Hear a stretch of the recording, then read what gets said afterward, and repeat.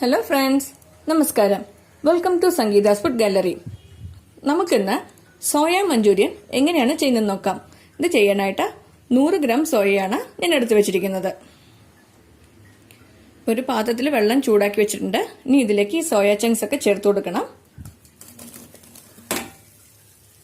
ഇനി അതൊരു 20 മിനിറ്റ് ഇങ്ങനെ തന്നെ വെക്കണം. അപ്പോൾ അത് നന്നായിട്ട് വീർത്ത് വരും. അതിനുശേഷം എങ്ങനെയുണ്ടെന്ന് നോക്കാം. ഏകദേശം 20 മിനിറ്റ് ആയിട്ടുണ്ട്. ഇപ്പോൾ കണ്ടില്ലേ, നമ്മുടെ സോയൊക്കെ നന്നായിട്ട് വീർത്ത് വന്നിട്ടുണ്ട്. ഇനി ഇതിൽ വെള്ളമൊക്കെ കളഞ്ഞിട്ട് 1-2 പ്രാവശ്യം പച്ചവെള്ളത്തിൽ നന്നായിട്ട് ഇത് കഴുകിയെടുക്കണം. അതിനുശേഷം ഇതിൽ വെള്ളമൊക്കെ നന്നായിട്ടൊന്ന് പിഴിഞ്ഞെടുക്കണം. ഇനിയിപ്പോൾ ആദ്യം ഇതിൽ വെള്ളമൊക്കെ കളഞ്ഞിട്ട് വരാം. അപ്പോൾ സോയയിലുള്ള വെള്ളമൊക്കെ കളഞ്ഞിട്ട് പച്ചവെള്ളത്തിൽ നന്നായിട്ട് കഴുകിയെടുത്ത് വെച്ചിട്ടുണ്ട്.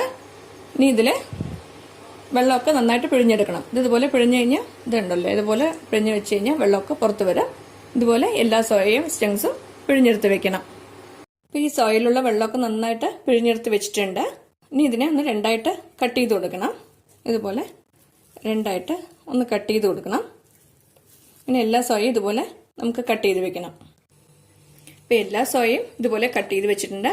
ഇനി ഇതിലേക്ക് ആവശ്യമുള്ള പൊടികൾ ഇതൊക്കെ ചേർത്ത് കൊടുക്കാം. ആദ്യം തന്നെ ഇതിലേക്ക് 1.5 ടീസ്പൂൺ ഇഞ്ചി വെളുത്തുള്ളി പേസ്റ്റ് ചേർത്ത് കൊടുക്കണം. 2 ടേബിൾ സ്പൂൺ കോൺഫ്ലവർ മാവ്, ഇനി ഇതിലേക്ക് 1 ടേബിൾ സ്പൂൺ മൈദ, ആവശ്യത്തിന് ഉപ്പ് ചേർത്ത് കൊടുക്കുക, 1/2 ടീസ്പൂൺ മുളക് പൊടി, 1 ടീസ്പൂൺ സോയാ സോസ് ചേർത്ത് കൊടുത്തിട്ടുണ്ട്. ഇനി ഇതെല്ലാം കൂടിയിട്ട് നന്നായിട്ട് മിക്സ് ചെയ്തെടുക്കണം. കയ്യിൽ തന്നെ മിക്സ് ചെയ്താൽ നന്നായിട്ട് മിക്സ് ആവുള്ളൂ. അതുകൊണ്ട് നന്നായിട്ട് ഇതൊന്ന് മിക്സ് ചെയ്തെടുക്കുക. ഞാനിപ്പോൾ ഇതിലേക്ക് 1/2 ടീസ്പൂൺ കാശ്മീരി മുളക് പൊടി കൂടെ ചേർത്ത് മിക്സ് ചെയ്ത് വെച്ചിട്ടുണ്ട്. ഞാനത് പറയാൻ വിട്ടുപോയതാണ്.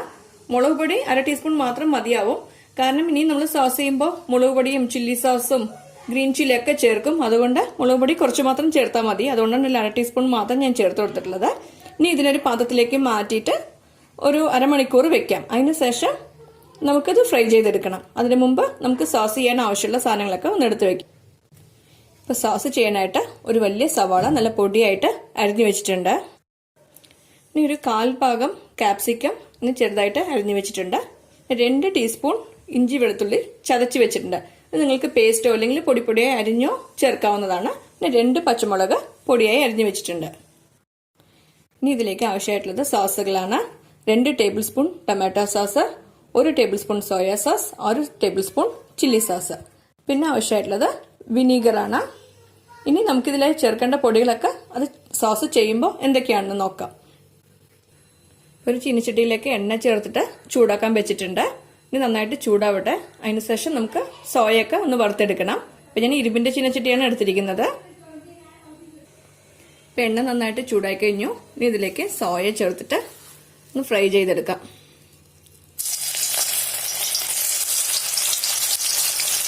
ഇതിലേക്ക് സോയ ഇടുമ്പോൾ നോക്കിയിരുന്നു കേട്ടോ, കാരണം എണ്ണ കൈ തെറിക്കാതെ.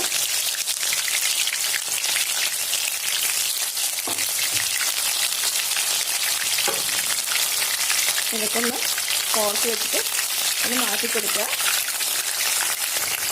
ഈ സോയ നന്നായിട്ട് ഫ്രൈ ആയി കഴിഞ്ഞു. ഇനി ഇത് നമുക്ക് കോരി മാറ്റി വെക്കാം. സോയെല്ലാം പ്ലേറ്റിലേക്ക് മാറ്റി വെക്കാം.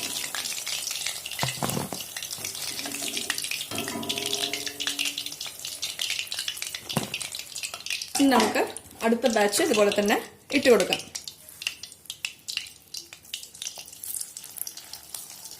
മീഡിയം തീയിൽ വെച്ചിട്ട് ഫ്രൈ ചെയ്തെടുത്താൽ മതി. ഒരുപാട് ഹൈറ്റ് വെക്കണ്ട.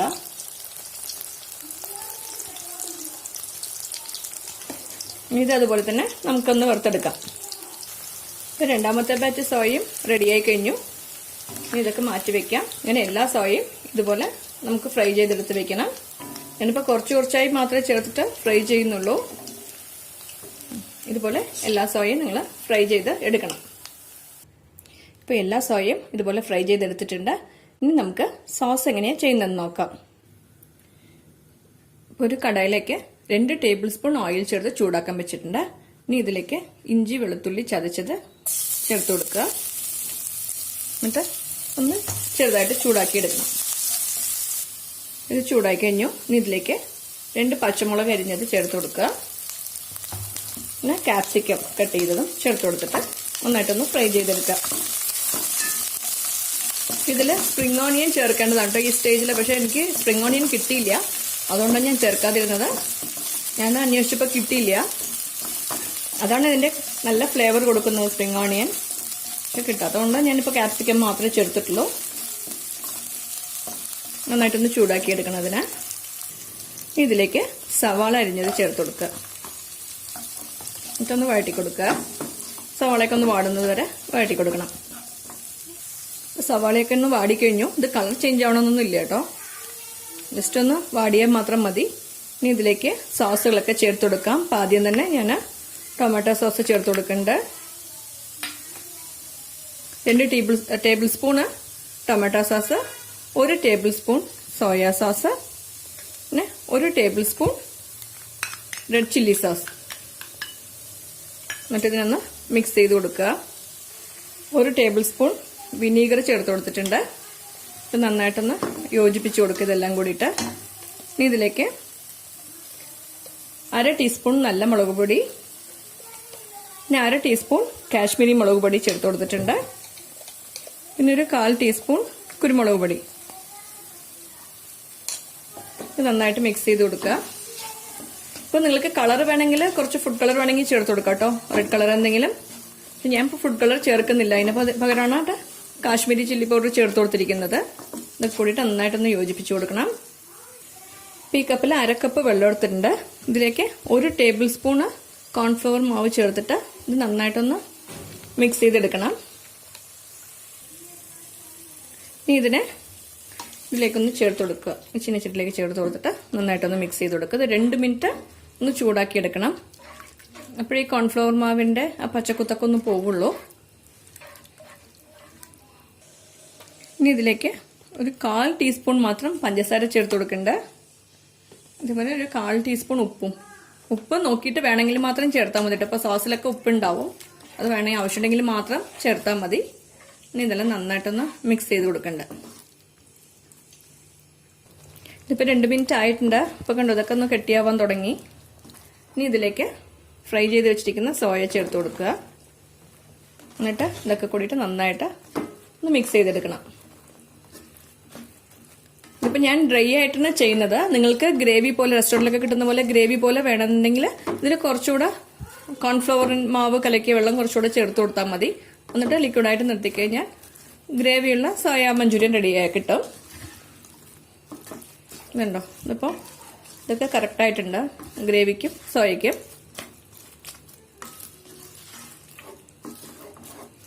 തീ കുറച്ച് വെച്ചിട്ടാണ് മിക്സ് ചെയ്ത് കൊടുക്കുന്നത്. ഇതൊക്കെ നന്നായിട്ട് മിക്സ് ആയി കഴിഞ്ഞു.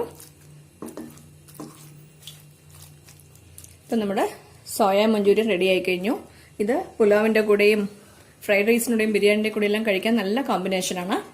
ഇപ്പോൾ ഈ സ്റ്റേജിൽ സ്പ്രിംഗ് ഓണിയൻ ഉണ്ടെങ്കിൽ അതാണ് മേലെ ഒന്ന് ചേർത്ത് കൊടുക്കേണ്ടത്. പക്ഷെ എനിക്കിന്ന് സ്പ്രിംഗ് ഓണിയൻ കിട്ടിയില്ല എന്ന് പറഞ്ഞല്ലോ, അതുകൊണ്ട് ഞാൻ സാധാരണ സവാള പൊടിയായി അരിഞ്ഞതാണ് എൻ്റെ മേലൊന്ന് തൂവി കൊടുക്കുന്നത്. ഇത് വേണമെങ്കിലും മതി കേട്ടോ, അത് ഓപ്ഷണലാണ്. അപ്പം ഞാൻ സ്പ്രിംഗ് ഓണിയൻ ഇല്ലാത്തതുകൊണ്ട് ഇങ്ങനെ ചെയ്തെന്ന് മാത്രം.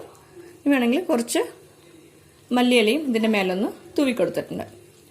അപ്പം നമ്മുടെ സോയ മഞ്ചൂരിയൻ റെഡിയായി കഴിഞ്ഞു. നിങ്ങളെല്ലാവരും ഈ റെസിപ്പി ട്രൈ ചെയ്ത് നോക്കണം. ഇഷ്ടമായെങ്കിൽ ലൈക്ക് ചെയ്യാനും ഷെയർ ചെയ്യാനും സബ്സ്ക്രൈബ് ചെയ്യാനും മറക്കരുത്. നിങ്ങളുടെ ഫീഡ്ബാക്ക് അറിയിക്കും വേണം. Thanks for watching.